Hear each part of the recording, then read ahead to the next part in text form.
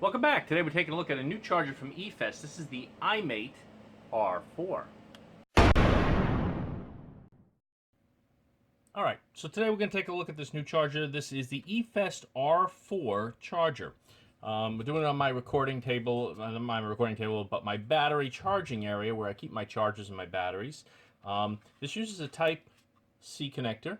Alright, does include the Type-C connector wire, but it does not include the AC adapter, so you will have to supply your own of that.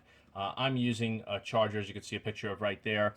Not a charger, but a USB type AC adapter that will show the voltage and allow you to plug in multiple devices at a time. And that's the best one to have, something good like that, that allows you to see the voltage, the amps, I'm sorry, that it's drawing, and it gives you a reading on each of the ports and tells you exactly what's going on. But let's take a look at the charger for now. So you have 4 slots. It looked, kind of tinny, like, plasticky, but it's really solid, really, a good feeling molded type unit. I have no complaints about that. It does not feel Fisher Price like I thought it looked when I ordered it. So far, everything's been good. The springs feel good on here. I've been using it, probably charge between 2 and 8 batteries a day, through all my mods for about a week now. Now, first thing I'm going to say is, as to the safety and the electronics and stuff like that, I can't speak to that. Wait till Battery Mooch does his testing of this, if he ever gets to it, or maybe he did it already and I didn't see it. But I'm just going to talk about my experience charging with it. So, it has been charging fine. I've had no problems whatsoever with it. It does have the 4 slots, and what they rated at it is 4 slots at half an amp.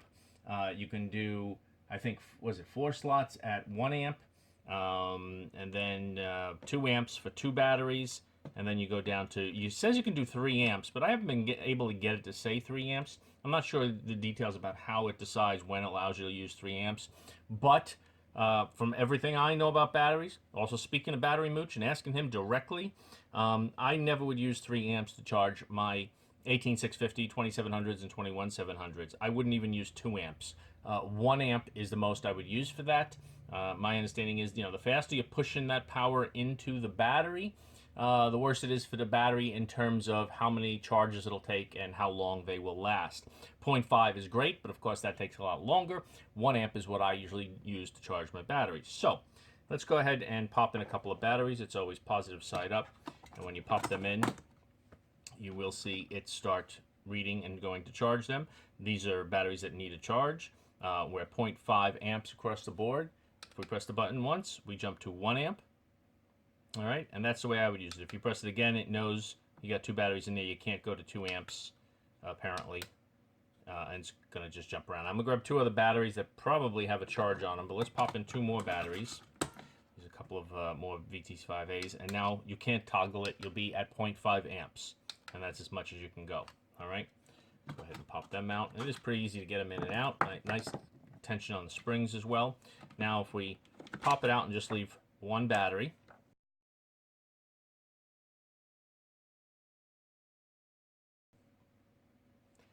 I can go to 1 amp, and I can go to 2 amp. So with 1 battery in there, I can do a 2 amp charging, but like I said, I would not want to do that. Pop it in, another battery back in, and 1 amp is the maximum you can go to. All right.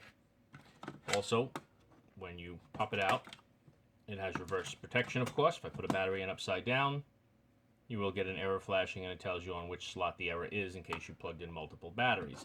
It also does tell you whether it's nickel metal hydrate or lithium ion. Obviously, everything we're doing here is lithium ion, but of course you can always use these to charge any other batteries you have, AA's, AAA's, stuff like that, that are rechargeable and rechargeable only batteries.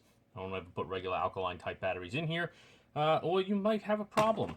So overall, the charge has been very good. Like I said, it is a Type-C connector on here, which allows for more power into it, but you will need a wall adapter on there. I will include a link in the description below of the one I use and recommend.